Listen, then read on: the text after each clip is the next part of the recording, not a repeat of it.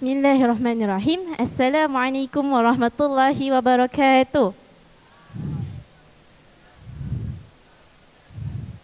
Jadi, insya-Allah berdirinya Ana di sini adalah untuk membentangkan manifesto Ana sebagai calon PRU sesi 2022-2023.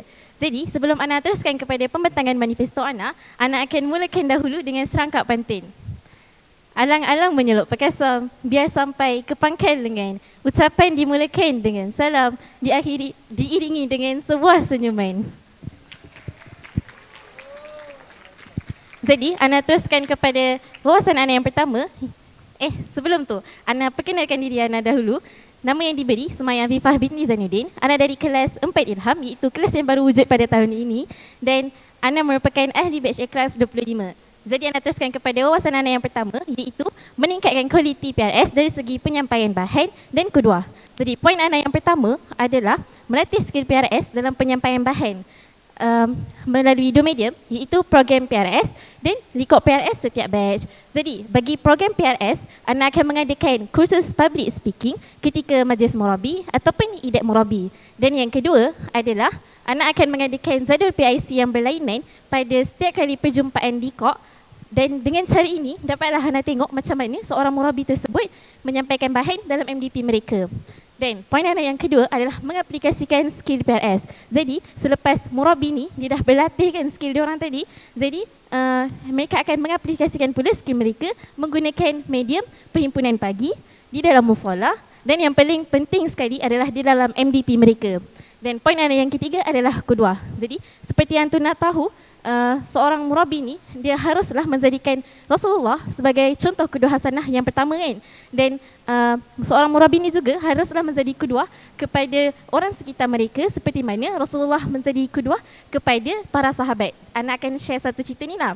Satu cerita ni tentang Saidina Ali yang dalam keadaan tergesa-gesa untuk pergi solat berjemaah subuh bersama Rasulullah.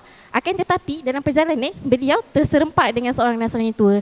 Jadi disebabkan adanya rasa hormat, beliau ni tak memotonglah orang tua tersebut kan. Jadi daripada kisah ini dapatlah kita tengok bagaimana para sahabat ni kesan daripada apa yang diajarkan dan ditunjukkan oleh Rasulullah kepada mereka kan.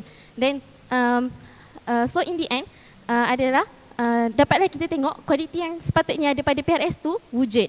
Dan dapatlah tercapai objektif PRS untuk memberikan bahan fikrah yang betul dan berkesan kepada para pelajar. Dan Ana teruskan kepada Ana punya wawasan yang kedua, iaitu mengurangkan jurang antara senior dan junior serta ahli batch sendiri. Jadi Ana akan merealisasikan wawasan Ana dengan memprioritikan masalah aswabiyah antara senior junior dan ahli batch.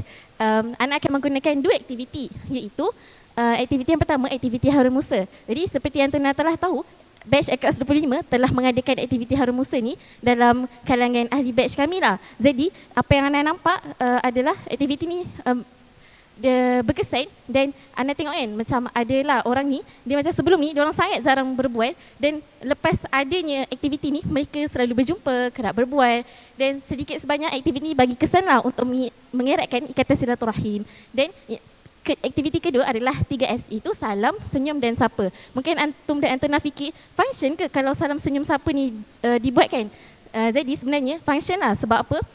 Dengan aktiviti 3S ini dia dapat membuatkan ikatan silaturahim ni mula terpaut. Dan insya-Allah makin lama ikatan silaturahim ni akan semakin kuat dan erat. Jadi apa yang yang kita akan dapat daripada kurangkan jurang antara senior, junior dan ahli batch kita dapat tengok yang dekat sekolah kita ni akan wujudnya persekitaran yang harmoni dan bersatu padu. Jadi Ana teruskan kepada Ana punya moto, iaitu YOLO, You Only Live Once. Jadi YOLO ni merupakan moto hidup Ana. Sebab bagi Ana, kalau Ana diberikan satu peluang, Ana akan capai betul-betul dan Ana akan pegang erat kepada peluang tersebut. Sebab nak katanya kalau tak kisahlah kalau peluang yang Ana ambil tu Ana berjaya ke tak berjaya ke, tapi still Ana dah ada pengalaman tentang peluang tersebut kan. Dan Ana kaitkan dengan satu surah ni lah, Bismillahirrahmanirrahim, kullu nafsin za'iqatul maut. Jadi nak katanya setiap yang bernyawa pasti akan merasai kematian. Jadi ayah nak cakap kita ni hidup haruslah hidup yang berguna dan hidup yang penuh dengan bermanfaat dan jangan menyusahkan orang lain. Jadi insya-Allah itu sahaja Ana punya manifesto. Sekian. Assalamualaikum warahmatullahi wabarakatuh.